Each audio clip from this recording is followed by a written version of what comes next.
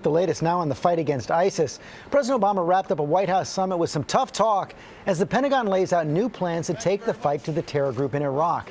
ABC's John Carl is at the White House. And John, the president ramping up this war against ISIS, but trying to make it clear that the U.S. is not at war with Islam.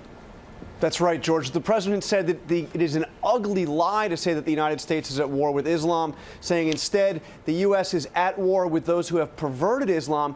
As he made those comments, the Pentagon outlined plans for the largest military operation we have yet seen against ISIS. This would be an effort to retake the city of Mosul in Iraq. This is the crown jewel for ISIS, Iraq's second largest city, a place they have controlled since last summer.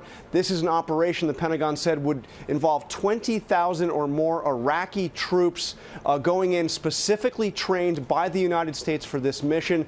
The operation would begin in April or May. And George, it is possible that this operation would include some embedded U.S. troops for the purposes of calling in airstrikes. That is a decision the president himself would make. Okay, John. And meanwhile, the White House taking in some incoming of a different sort. The former mayor of New York, Rudy Giuliani, taking on the president with some very tough words, saying he doesn't think the president loves America.